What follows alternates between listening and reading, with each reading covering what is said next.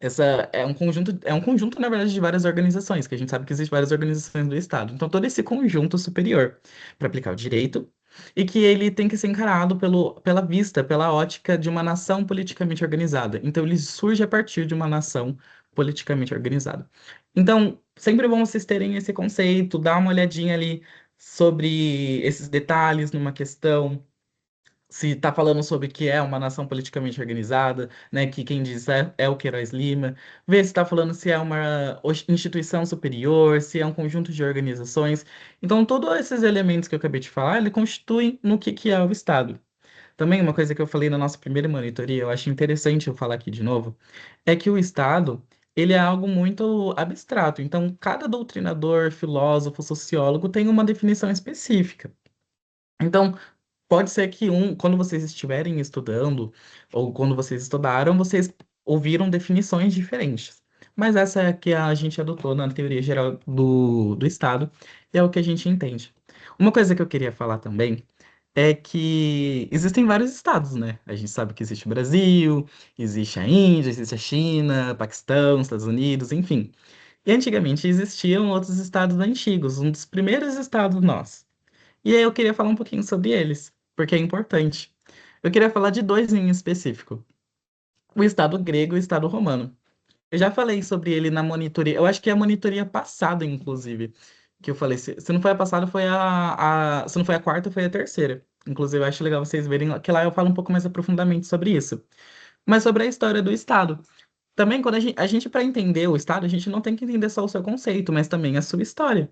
E o primeiro exemplo maior que a gente tem sobre Estado é o Estado grego. Porque é lá que surge, por exemplo, a democracia. Os gregos, eles pensavam muito. Você pode ver que muitos historiadores falam isso. Os gregos adoravam pensar. Se a gente vê os nossos filósofos atualmente, os filósofos, as escrituras atualmente que a gente vê, a maioria foi escrita lá na época do Estado grego. Então, os gregos, eles começaram a desenvolver muito política. Tanto que a palavra política surge deles, né? Que é coisas para poli. Poli era cidade, eles tinham suas cidades e estados. Então ali já existia um tipo de organização bem pequenininha ali ainda. O Estado grego não era um estado muito grande, mas eles já tinham sua organização e assim surgiu o Estado. Alguns filósofos, inclusive, alguns cientistas apontam que o Estado grego é o primeiro Estado que existiu. Então eles criaram a definição de Estado, para você ver como importante eles são. Só que a gente sabe que uma vez o Estado grego caiu. E assim foi a ascensão do Estado romano. Então o Estado romano começou a crescer. E tem uma coisa que diferenciava muito eles. Apesar da sua organização política ser muito parecido, ambos são estados parecidos, o Estado romano tinha um detalhe que o Estado grego não tinha, que era a ambição. Eles também pensavam muito, os dois pensavam muito, mas o Estado romano, ele tinha muita ambição. Eles tinham um sonho de dominar o mundo. Então eles eram maior do que o Estado grego, porque eles começaram a crescer muito, eles começaram a invadir outros lugares, eles começaram a aumentar o seu território. Então eles tinham muita essa ambição de crescer. Então é uma pergunta hipotética, alguma coisa sobre isso, sobre a história do Estado. É legal a gente olhar na ótica para o Estado romano e para o Estado grego. E a gente vê a diferença entre eles, que uma das mais importantes é a sua ambição. Por isso que o Estado romano cresceu tanto territorialmente. E bom, depois ele também caiu com a invasão dos bárbaros, isso é história, já é outro momento. Mas eu tô falando isso só pra gente entender um pouco melhor o conceito de Estado. A gente vê que lá já existia uma organização politicamente organizada. Então, os gregos que caiu, isso foi para os romanos, e existe muita diferença entre um Estado e outro. Porque ambos são nação politicamente organizada, Estado romano e Estado grego, mas um era ambicioso, um cresceu muito, expandiu muito. E a gente consegue ver como que o Estado ele faz. Como o Estado ele organiza e ele também manda, né? Então ele vai direcionar essa nação. A gente vê que cada estado tem um entendimento de como vai direcionar. Tem uma ideologia. O Estado grego, eles eram muito pensantes, os romanos eram muito expansivos. E até hoje mesmo, a gente vê que no contexto mundial que nós estamos vivendo, um país pensa de uma forma, outro país pensa de outro, isso surge conflitos. Então, exemplo, Estados Unidos pensa de um jeito, China pensa de outro, Brasil pensa de outro. Enfim, um cenário típico é Paquistão e Índia agora, que eles estão em conflitos também, né? Então, a gente vê que o Estado ele se direciona e a partir desse momento ele vai decidir o que ele vai fazer ou não com essa nação.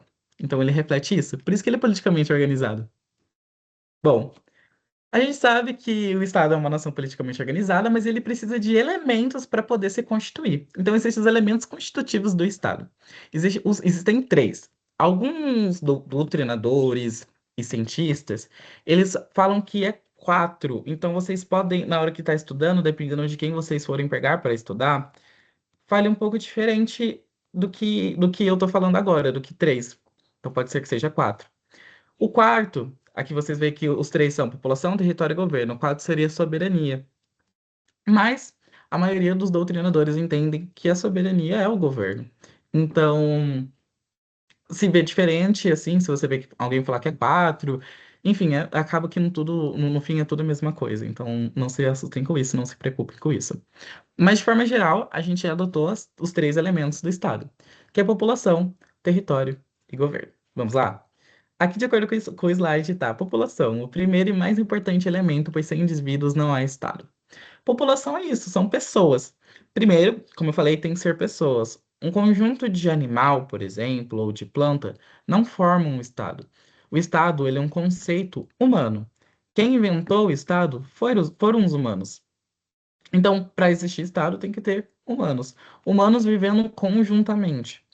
Então, voltando aqui naquilo que eu falei, a nação politicamente organizada, essa nação ela é feita por pessoas. Então necessitamos de um conjunto de pessoas. Bom, tem pessoas? Vamos para o próximo elemento, que também é muito importante, o segundo elemento mais importante. Território. É a base física onde se estende a soberania do Estado. Inclui tudo: território, tanto quanto solo, subsolo, suprassolo ou mar territorial. A gente tem um conjunto de pessoas, mas essas pessoas precisam de ficar em um lugar, elas precisam de um território, elas não vão ficar voando pelo espaço. Então elas precisam de um território. E esse território, ele é tudo. O Estado, ele é dono do chão, do ar, do subsolo, do rio, do oceano, até uma parte, né, que existe um mar territorial, não é o oceano inteiro, existe parte que ninguém é dono de nada. Mas enfim, o mar territorial, os rios, a caverna, tudo, tudo, tudo, tudo, tudo, tudo. Então, no caso do Brasil. O Brasil, ele é um estado e ele é dono do nosso território. Ele tem o nosso território. Então, se você começar a cavar aí a fundo na sua casa, e você cavar muito fundo, achar uma caverna, e falar assim, essa caverna é minha agora. Não, nossa, por mais que essa caverna esteja no subsolo, ela pertence ao Brasil. Então, o território, ele é todo essa parte física que o Estado tem. Então, ele necessita, é o segundo elemento importante. Então, vamos criar uma coisa, um cenário hipotético. Existem umas pessoas lá, vamos usar o mesmo exemplo dos indígenas. Então, eles começaram a ser uma nação organizada e querem saber se eles têm os elementos do Estado. Então, eles têm população, os indígenas. Eles têm o território. Eles têm lá a sua natureza, tudo, a terra deles, enfim, o seu território. Agora, eles necessitam do terceiro elemento para eles poderem se constituir Estado, que é o governo. O poder soberano exercido sobre a população dentro do território. Então, temos as pessoas, temos o território, e vai existir um poder soberano. Alguém que vai mandar, uma força subjetiva que vai mandar essas pessoas. Então, eles vão direcioná-las. Então, eles vão mandar nessas pessoas mesmo, organizá-las, definir o que que é isso, o que é aquilo, o que pode fazer, o que não pode. E a gente precisa de um poder. Quem exerce esse poder é o Estado. Então, o governo, ele é isso. O governo, o quarto elemento, como eu falei anteriormente, seria a soberania. Mas a gente já vê que o governo, ele é soberano. Esse poder, ele precisa ser soberano. Então, esse conceito de soberania, ele coexiste muito com o conceito de governo. Então, ou seja, esse poder, ele precisa ser soberano para poder direcionar, mandar, enfim, organizar todo esse Estado. E se fazem presente esses três elementos, população, território e governo, temos um Estado perfeito. Bom, como isso é teoria, né? Mas existem na prática que a gente tem muito conflitos nesses três elementos. Alguns doutrinadores, inclusive, gente, no finalzinho eu coloco as doutrinas que eu utilizei para estudar. E eu recomendo. Sempre eu falo isso a toda monitoria, mas é muito bom ler pela doutrina, gente. E é super fácil. Assim, essa aula eu não sei porque dessa vez eu só peguei minhas anotações, porque é coisas que eu já dei. Tudo que aqui eu falei eu já dei na monitoria anteriores. Mas eu leio, assim, gente, 10 páginas por uma aula. É muito pouco mesmo, assim, muito tranquilo. E eu leio dois. Então, acaba sendo mais ou menos umas 20, 30 páginas, porque eu gosto de ler dois para eu ter um conhecimento melhor, porque eu acredito que às vezes um doutrinador é um pouco mais omisso, que o outro vai falar sobre um ponto melhor, e eu leio assim muito pouco, gente, tipo assim, vocês vão conseguir ler em 20 minutos sobre isso, então eu recomendo. Inclusive, eu vou até já mostrando esse. Ah, eu removi. Nossa, eu jurava que eu tinha colocado. Aqui, não. O Said Maluf. Ele fala no livro dele que existe. Que assim, se não existir esses três elementos de Estado, ainda vai continuar sendo um Estado. Mas é um Estado imperfeito. Então ele não vai ser um Estado perfeito. E isso deixa ele muito vulnerável. É no caso, por exemplo, de Israel e Palestina. Onde que está o conflito deles? É no território. Então, quando um Estado não tem perfeitamente esses três elementos, ele entra em guerra, ele entra em conflito, ele não é reconhecido.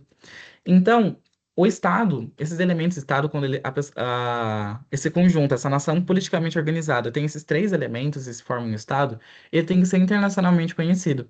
E quando a gente tem um problema em territórios, a gente acaba que ele não é internacionalmente, acaba acontecendo que ele não é internacionalmente conhecido. Israel e Palestina, por exemplo, existem estados que não reconhecem eles do jeito que eles são, e eles mesmos não se reconhecem. Um acredita que o território é dele, o outro acredita que o território é do outro. Enfim, então, no caso do Brasil, a gente não tem problema nesses três. Assim, problema a gente tem, mas não na constituição desses três. A gente tem pessoas, tem o nosso território delimitado, e a gente tem o nosso governo. Então, não tem um conflito sobre isso. E a gente é reconhecido internacionalmente. Então, todos os países, todos os outros estados, eles reconhecem a gente. Então, e a gente reconhece os outros estados. Então, o estado ele precisa também da população, território e governo e ser reconhecido por os outros estados. Então, o estado ele sempre vai coexistir com um outro. E bom, assim formamos um estado. O próximo tema que eu quero trabalhar, esse aqui vai ser bem mais rápido, vai ser um pouco mais sucinto, mas são dois tipos de sociedade. Então pode ser que vai cair numa questão hipotética sobre sociedades de fins gerais e sociedades de fins específicos. É bem sucinto essa parte. No livro, se eu não me engano, é um ou dois parágrafos que ele usa para definir, e não é nenhum tópico específico para ele. Então, não tem muito o que falar sobre isso.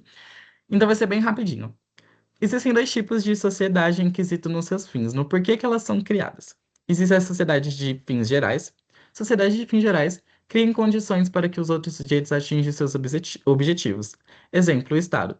Então, ela não tem um objetivo específico, um único objetivo. Então, essa sociedade é um conjunto de pessoas, então já não estamos falando de Estado, estamos falando de sociedades, são conceitos diferentes. Uma sociedade existe dentro de um Estado, mas Estado é uma coisa, sociedade é outra. Sociedade é um conjunto de pessoas. E essas pessoas, elas vão se juntar por um motivo, por uma razão, por um bem comum. E esses fins, esse motivo, ele pode ser geral ou pode ser específico. Então, os gerais, como eu estava falando, ele não tem um motivo específico. O objetivo dele, ou esse objetivo específico dele, seria que as pessoas consigam conquistar os seus objetivos individuais. Então, vai ter um objetivo central, um objetivo maior sobre todos. Esse objetivo é garantir que cada indivíduo dessa sociedade conquista o seu objetivo individual. Então, ele não é algo específico. É, por exemplo, o Estado. O Estado é um tipo de sociedade, não são necessariamente a mesma coisa. Sociedade é sociedade, Estado é Estado. E o Estado, ele é um tipo de sociedade geral. Porque o Estado, ele existe para quê? Para garantir, aplicar as regras de convivência e que as pessoas consigam aquilo que elas querem. Então, que as pessoas possam existir, conviver, viver. Ele não tem um motivo objetivo. Então, assim, viver para criar uma empresa X. Não. Ele ele existe para que cada um possa fazer o que bem entender. Então, ele não tem um objetivo em específico. Agora, a sociedade de fins específicos ou de particulares, ela recebe esses dois nomes. Sociedade de fins particulares. Possui um propósito definido e orientado pelos membros. Exemplos, empresas e associações.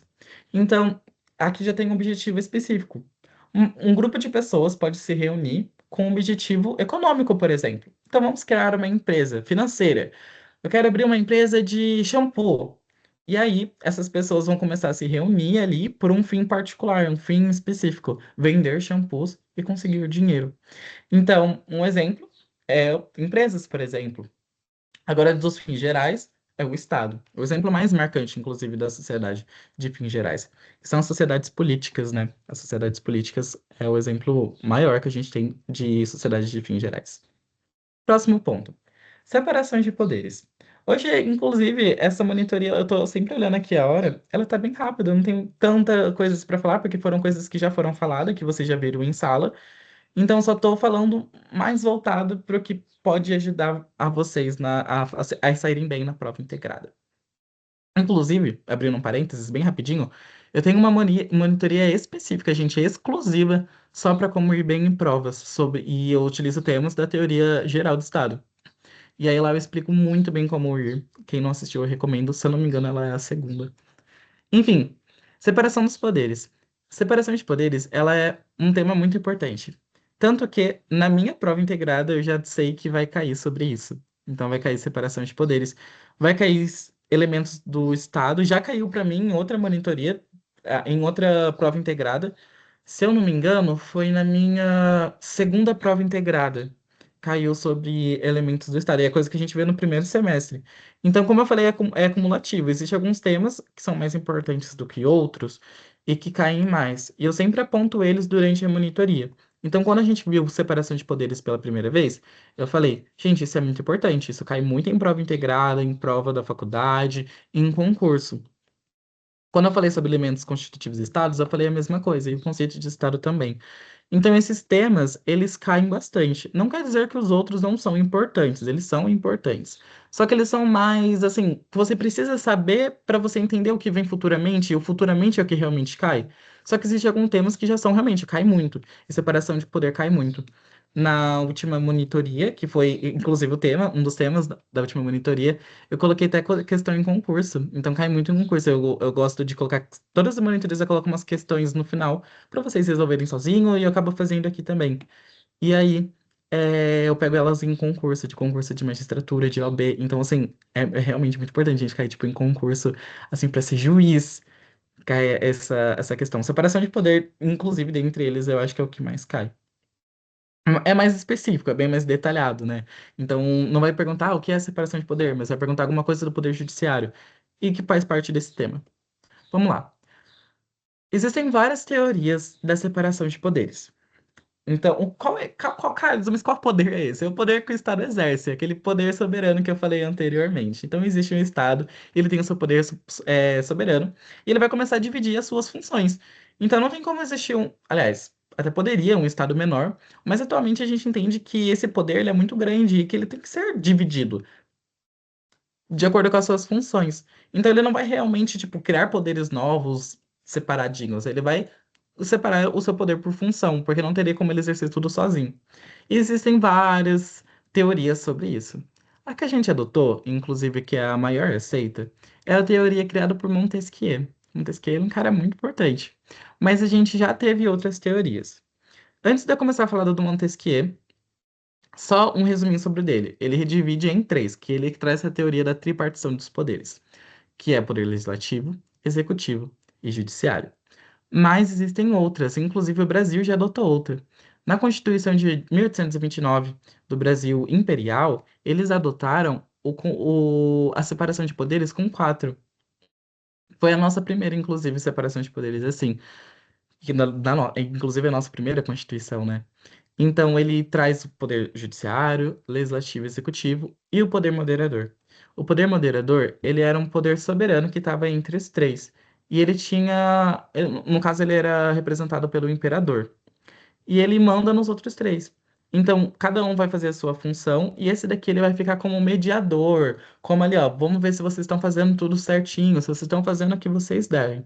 Então, a gente vê que existem realmente várias teorias sobre a separação do poder, e inclusive o Brasil já adotou outras teorias. Mas o que a gente adotou agora atualmente é a tripartição de poderes por Montesquieu. Então, ela é a mais importante, é ela que a gente vai trabalhar. Vamos lá. A teoria da tripartição dos poderes é estruturada por Montesquieu em sua obra O Espírito das Leis. Então, eu não acredito que vai cair uma questão sobre o qual é o livro, mas é legal a gente saber. Desculpa, gente, moto passando. Não é nem moto, né? Aquelas mobletezinha. Enfim, O Espírito das Leis é nesse livro que ele trabalha o conceito da separação dos estados. E é interessante a gente saber que é nesse livro. Enfim, essa doutrina visa evitar a concentração do poder estatal, distribuindo suas funções em três esferas independentes e harmônicas. Então, o intuito nesse livro era entender como que esse poder tem que funcionar, esse poder estatal. Então, ele quer direcionar. Como que daria certo esse poder? Como que a gente tem que separar ele por funções? Qual é a maneira correta para esse Estado realmente ir para frente? E aí ele traz o poder legislativo, que é responsável por criar leis. Então, o poder legislativo, ele cria as leis, ele cria o direito. Então ele serve como, eu gosto de fazer tipo uma linha do tempo de como que vai surgir esse poder. Então ele começa bem ali com o legislativo. Então a nossa Constituição, por exemplo, ela é criada pelo Congresso, pela Assembleia Constituinte. Então vai reunir lá um monte de gente e ele vai criar a nossa Constituição. Isso é um reflexo do poder legislativo. O poder legislativo existe a Câmara dos Deputados e Senadores no aspecto federal. Então eles vão legislar sobre essa questão federal. Mas existem também outros menores, como, por exemplo, as assembleias, que são as do Estado. Enfim, o poder legislativo ele é muito grande. Ele vai criar as leis federais, as leis estaduais, as leis orgânicas, que são as leis municipais. Então, tudo quem cria isso é o poder legislativo. Inclusive, é legal a gente saber sobre isso, e seria interessante que toda a população brasileira soubesse sobre isso, porque a gente vê, por exemplo, propostas de políticos que vão contra isso, que acabam quebrando essa questão de separação de poderes.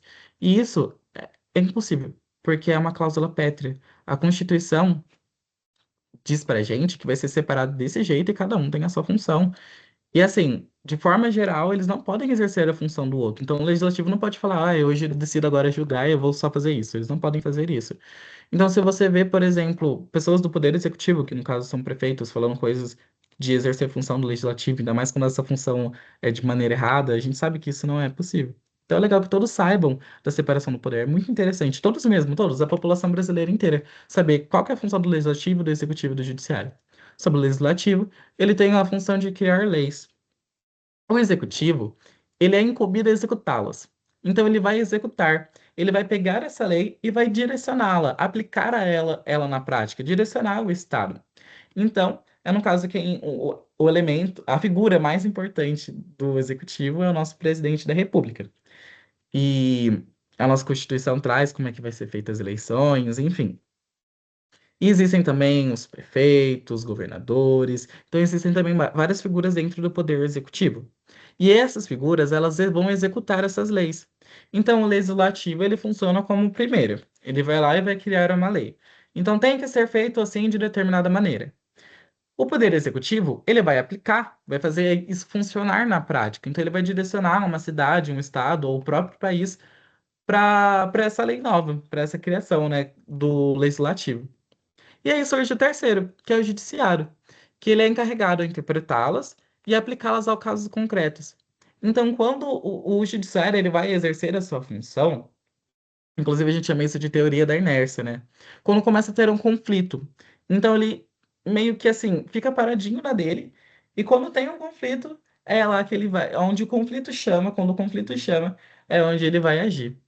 Então, o judiciário ele vai resolver conflitos. Então, vai existir a lei, e aí, essa lei, o executivo vai fazer ela funcionar, vai aplicar ela na prática, e aos que descumprirem essa lei, as pessoas que começarem a ter conflitos sobre essa lei, o judiciário vai julgá-las, o judiciário vai resolvê-la. Então, dessa maneira, se o legislativo, o executivo e o judiciário funcionarem certinho dessa maneira, o poder ele vai ser exercido da melhor maneira possível, vai ser perfeito. No entanto, vale ressaltar que a gente está sofrendo um conflito sobre esses poderes. Não tinha como Montesquieu saber que isso na prática não ia dar muito certo. Então a gente vê briga entre os poderes. Nenhum poder é superior ao outro. Vamos começar por aí. Todos esses poderes, não existe hierarquia entre esses poderes, todos eles são iguais. Cada um tem a sua função, e cada um tem que fazer a sua função sem fazer a função dos outros. Só que isso acaba causando briga. Então, o executivo briga muito com o judiciário, que briga muito com o legislativo, briga muito com não sei quem. Então, a gente tem que entender que quando cada um está exercendo essa função, ele tem que fazer essa função do seu jeito, do que deve ser feito. E que não pode haver conflitos entre ele, apesar de ter. Alguns outros doutrinadores, eles apontam que isso já aconteceria, que teria que ter válvulas de escape. Então, o que a gente chama de pesos e contrapesos. Então, o executivo faz tal coisa, mas ele tem. Exemplo, o executivo, ele vai direcionar o Estado. Mas o presidente da República, por exemplo, ele pode vedar uma lei do legislativo se ele achar aquilo errado, não concordar. Então, assim, o legislativo cria a lei. Ok. Mas o executivo, ele pode chegar lá e falar: olha, essa lei aí não. Mas é por quê? É para equilibrar realmente esse poder. Porque senão cada um vai fazer do que bem entender. Não é bem assim. Esses três, eles existem, eles são independentes um do outro, mas eles também têm a função de garantir que o outro está cumprindo a sua função. Então, o legislativo tem que garantir que o executivo e o judiciário estão fazendo essa função. O executivo, legislativo e judiciário, para ver se também estão cumprindo. E o judiciário é a mesma coisa. Só que isso acaba havendo conflitos, que acabam utilizando desses freios e contrafreios de maneira errada e acaba tendo uma briga. Inclusive, alguns doutrinadores dizem que estamos tendo uma crise, vivemos em uma crise de separação de poderes. E apontam que isso acontece muito, como no Brasil, Espanha também acontece muito esse conflito. Enfim, é triste, mas acontece. A gente consegue ver isso na prática, por exemplo, como muitos políticos, agora já é uma questão até um pouco, saindo um pouco de tema tão teórico e vindo para a prática mesmo. Muitos políticos, às vezes, gostam de manchar um outro poder. Então, às vezes, você vê pessoas do legislativo falando ruim do judiciário, principalmente o judiciário. O judiciário é o que mais acontece isso. Porque o judiciário é aquele que julga quem descumpre a lei. E não independente se você é presidente da República, se você é o deputado, não sei o quê, você vai ser julgado pelo judiciário, não importa. Então, é de interesse que as pessoas não gostem do judiciário, que as pessoas sejam contra o judiciário. Então, por isso que a gente vê muito pessoas do legislativo, executivo, às vezes apontando problemas no judiciário. Ai, vivemos uma ditadura do STF. Mas será que é bem assim? Será que às vezes o STF só não está fazendo a sua função? E é agora onde cheguei no ponto que eu queria chegar também. Talvez uma questão hipotética vai perguntar sobre o STF. O STF, ele faz parte do Poder Judiciário. Ele é o ente, é a organização maior do Judiciário, ele está sobre tudo. Então, o STF manda, todos cumprem. Todos os tribunais abaixo do STF têm que cumprir tudo que o STF fala. E o STF, ele está incumbido para assuntos constitucionais. E é por isso que a gente chama o STF do protetor da Constituição. Então, o STF ele julga a constitucionalidade das leis. Então, o legislativo pode criar uma lei e essa lei ela ser inconstitucional, ela ser contra a Constituição. Então, o judiciário ele julga isso, ele aponta isso. O judiciário ele é o protetor da Constituição. Se a gente começa a ter conflito entre pessoas, ou pessoas começam a descumprir a lei e ela seja de nicho constitucional, é o judiciário, é o STF que julga. Então, o STF, ele é incumbido a funções constitucionais. Então, se tiver uma pergunta sobre, como que é a função do judiciário, qual que é o ente que é voltado para a constitucionalidade? Nossa, essa constitucionalidade, quem mexe com a constitucionalidade é o STF, é o judiciário. Então, é interessante vocês saberem disso. Mas caso uma pergunta sobre isso. Bom, eu acho que eu não tô esquecendo de nada. Toda hora eu olho pra baixo pra ver se eu não tô. Ah, para ver se eu não tô esquecendo de alguma coisa. Então, se eu estiver olhando pra cá, é pra isso, porque pra saber se eu falei todos os detalhezinhos pra vocês saberem resolver a questão. Deixa eu ver. Eu acredito, inclusive, que já falamos os três pontos. Os três pontos principais, que é a separação dos poderes, então vai cair questões sobre separação de poder. Então, o que é a teoria Montesquieu, quais que são os três poderes e a sua função, e quem que é o protetor da Constituição, que é o STF, que incumbe isso do Poder Judiciário. Vai cair sociedade de fins gerais, sociedade de fins específicos, o que elas são, quais que são o seu tipo, um exemplo sobre ela. Então vai cair sobre isso, sobre a sociedade separada pelos seus fins. E vai cair sobre os elementos do Estado, que inclusive vai cair para mim também sobre isso, sobre população, território, governo ou soberania, governo e soberania. Então vai cair sobre isso, o que que eles são, o que que é população, território, quais que são os elementos. E também o conceito abstrato sobre o que é Estado, que é trazido por Queiroz Lima, que o Estado é uma nação politicamente organizada. Eu tenho algumas atividades sobre temas que provavelmente dos temas que vão cair na prova, só para vocês terem uma ideia. Então, quem quiser resolver sozinho, eu acredito que já estão liberados da monitoria, que eu vou estar mandando para vocês e vocês resolvem sozinhos. São só 3 questões. Eu queria fazer mais, mas eu admito que não tinha dado tempo e eu não estava conseguindo achar muito bem e fazer. Então, enfim, aí eu preferi fazer assim, então eu vou fazer algumas questões sobre pontos que talvez eu não falei ali na aula e os outros eu vou falando. Então, se tiver uma questão hipotética sobre isso, então esses momentos eram isso. Eu acho que eu consegui cobrir todo o conteúdo. Então guardem. Também a questão lá do Estado que eu falei, gente, sobre a Grécia, Roma, a ambição, né? Que os romanos eram ambiciosos, por isso que eles expandiram tanto. Também isso daí é legal vocês saberem. Então tudo que eu falei aqui não foi em vão, não, tá? Pode ser que caia. Vamos lá para a primeira questão. Questão um. Sobre a natureza do Estado, segundo a teoria geral do Estado, assinale a alternativa correta. O Estado. Gente, só um minutinho.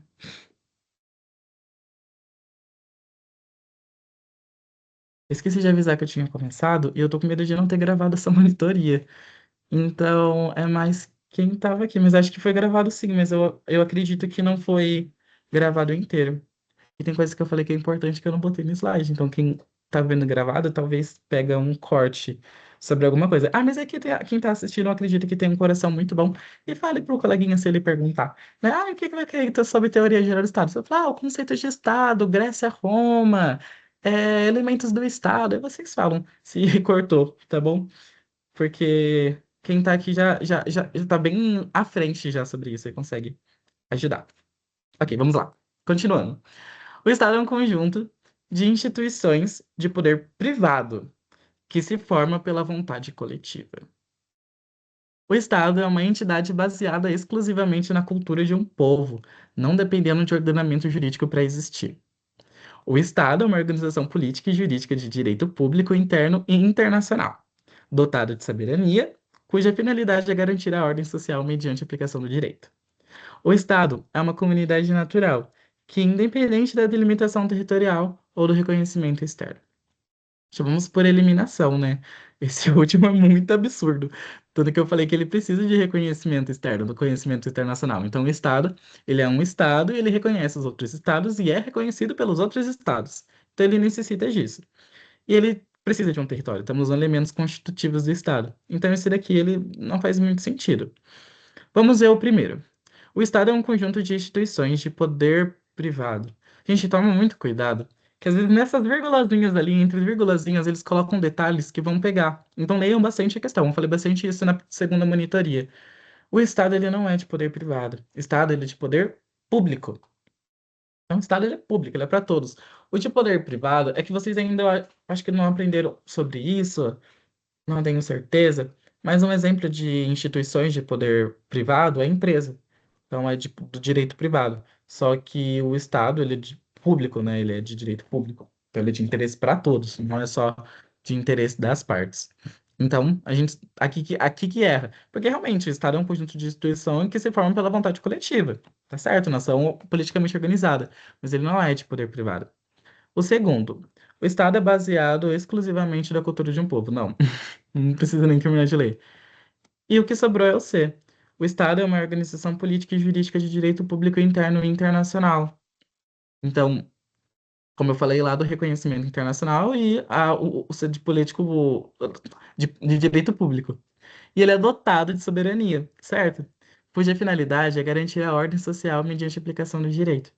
Então, essas questões aqui, elas são, assim, nós monitores, não é que a gente lê a questão, a gente pega lá, então quer dizer que a resposta da questão 12 é C? Não, mas os professores, eles veem, e aí eles passam pra gente o tema, né, como que é da questão, não é, quer dizer que não, tipo assim, ou seja, se por um acaso, por um milagre, a questão foi igual, ainda mais que normalmente minhas questões eu pego de concurso, e na prova integrada eles podem pegar de outros concursos, e tiver igual, gente, é uma pura coincidência, tá? Essa questão aqui não quer dizer que ela vai realmente cair, essa questão, assim, eu digo, tipo, ela é escrita ali, literalmente, do jeito que vai estar. É só sobre os temas, então os temas não caem sobre isso, essas questões é mais para auxiliar vocês. Voltando. Enfim, aqui a resposta correta é a letra C. Calma aí. Opa, questão 2. Assinale a alternativa correta quanto a classificações da sociedade segundo a teoria geral do Estado.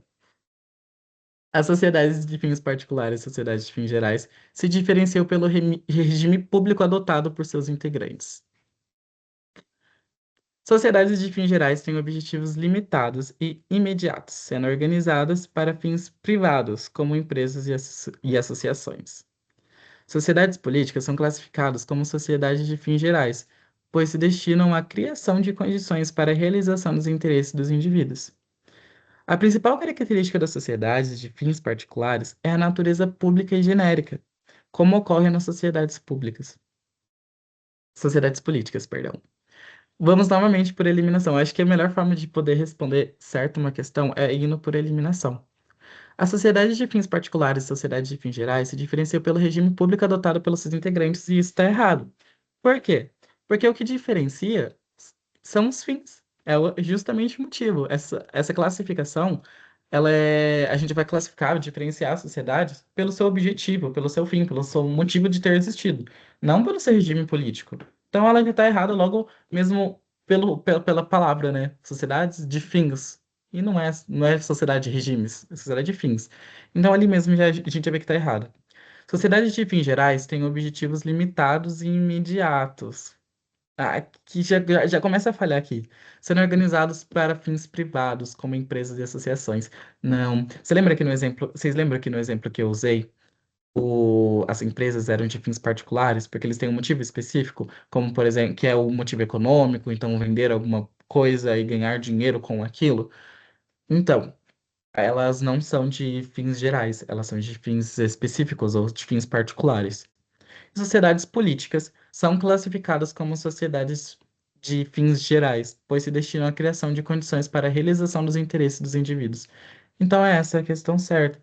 Porque, como eu falei, ela é criada para que os indivíduos consigam os seus objetivos. Então, ela não tem um objetivo único, um só. Ele é mais para garantir às pessoas, os indivíduos, a proteção da sociedade. E sociedades políticas são isso. O que que são sociedades políticas? Um exemplo claro é o Estado. O Estado é uma sociedade política. Então, é um conjunto de pessoas que se organizam politicamente. Uma nação politicamente organizada. Entendeu? Então, sociedades políticas é o Estado. Então, o Estado, ele é uma sociedade de fins gerais. E como eu falei, que é o exemplo principal. Viu como é que as coisinhas, os detalhezinhos que eu fiquei falando são importantes? Então, é legal vocês saberem de tudo que foi falado aqui. Enfim, terceira e última pergunta. Para garantir o equilíbrio entre os poderes e evitar o arbítrio, na teoria da separação dos poderes, consagrada por Montesquieu e adotada pela Constituição Federal Brasileira, desenvolveu-se o sistema de freios e contrafreios, pelo qual os poderes se limitam e se fiscalizam mutuamente. Com base nessa teoria, assinale a alternativa que expressa corretamente do exemplo constitucional desse mecanismo no Brasil. Aqui é uma questão que vai. O que a questão quer saber é desses daqui, quais deles são freios e contrafreios. Lembra que eu falei que o freio e contrafreio são os mecanismos para equilibrar esses três poderes?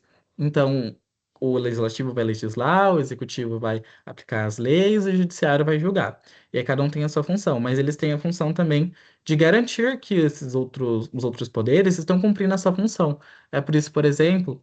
Deixa eu ver se não tem uma questão sobre isso que eu já dou a resposta na explicação. Não.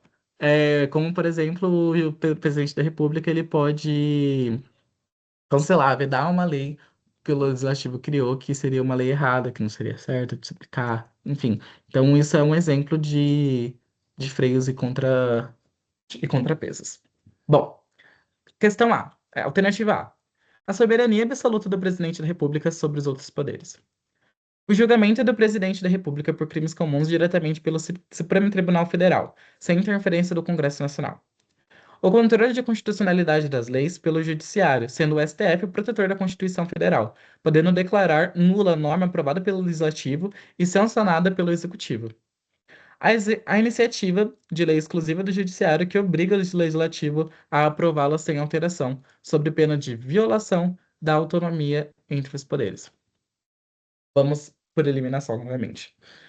Soberania absoluta do presidente da República. A gente sabe que o presidente da República não tem soberania absoluta. O presidente da República, ele, né, é um cargo muito importante, mas ele não é soberano. As pessoas têm muita essa ideia, né, que o presidente da República manda no país, mas não, ele tem essa função ali de chefe de Estado, chefe de governo, então ele é realmente muito poderoso, mas ele não manda em nada, não. Ele só é uma figura do poder executivo. E existem outros poderes, existem outras figuras. Então, ele não é soberano.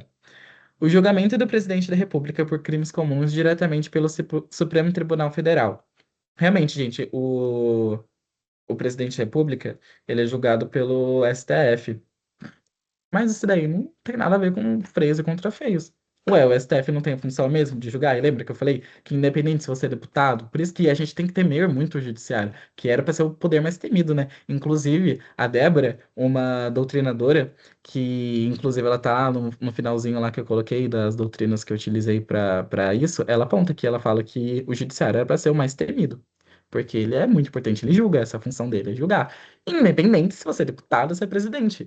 Então ele só está exercendo essa função. Então, se alguém fica revoltado porque o presidente da República é julgado pelo STF, na verdade isso daí é só a função dele. Então não é nem um freio ou contrapeso, ele é só a função mesmo estrita do judiciário. Então isso aqui não é. O controle da constitucionalidade das leis pelo Poder Judiciário, sendo o STF o protetor da Constituição Federal, podendo declarar nula norma aprovada pelo Legislativo e sancionada pelo Executivo. D. A iniciativa de lei exclusiva do Judiciário, que obriga o legislativo, isso aqui a gente já vê que não é. Então a resposta certa é a C. Lembra que eu falei que o STF ele é o protetor da Constituição? Então pode ser que tenha uma questãozinha lá perguntando, falando sobre isso. Quando eu falei, não foi à toa. Então, realmente, o STF ele julga a constitucionalidade das leis. Então, essa é uma função dele. E é um contrapeso, porque quem cria a lei é o legislativo. E quem executa, né? Quem vai sancioná-la?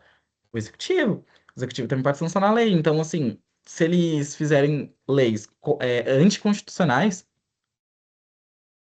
anticonstitucionais, ele vai lá jogar, o judiciário vai lá, o STF, inclusive, é o órgão, né, que vai jogar isso, vai falar se isso é constitucional ou não. Então, tal lei, ela é constitucional, ou tal lei não é constitucional, porque está ferindo direitos da Constituição. Então, essa é a função do STF, uma das funções do STF, e ela é bastante um freio contrapeso, porque quem cria as leis, essa questão de sancionar, enfim, são os outros poderes. E isso é uma exceção. Então, ele cria esse é um exemplo. Esses freios e contrapesos são essa exceção do poder deles. Então, eles exercem estritamente seu poder, mas existem algumas exceções para garantir o equilíbrio. E esse é um exemplo. Já, a resposta certa é C. Enfim, gente, muito obrigado pela presença de vocês. Muito obrigado por terem assistido. Eu gostei de ter feito no sábado. Obrigada, Carlos. Gente, vocês têm alguma dúvida? Esqueci de perguntar. Não, foi excelente. Muito obrigada, viu? Obrigado, eu que agradeço vocês. Então, enfim, boa sorte para vocês. Eu acho que vão gravar uma monitoria, eu acredito sim, então dá uma assistida depois. Eu vou mandar o slide. E agora, e eu tava vendo hoje, eu esqueci de mandar os outros slides da outra monitoria, gente, vocês me perdoem. Mas eu vou estar mandando todas também, e essa daqui. E aí vocês leem, guardem muito do que eu falei sobre o que que é Estado, grego romano, todas essas coisinhas que vai ser cobrado para vocês na prova integrada. Boa sorte e fiquem tranquilos. No comecinho eu tinha comentado que é muito fácil a prova, vocês vão terminar assim em uma horinha e meia, talvez até menos, quem faz mais rápido. Então é tranquilo, tá, gente? Podem ficar tranquilos sobre prova integrada. Ela é muito mais fácil, por exemplo, que as provas que vocês já fizeram, como a provinha do Chacon, a provinha lá do Antônio, ou da Zeima, enfim, é muito mais fácil a prova integrada, gente. E não é nem parecido com o Enem ou coisas assim que as pessoas falam. Enfim, muito obrigado, gente. Tenha um excelente final de Carlos, semana.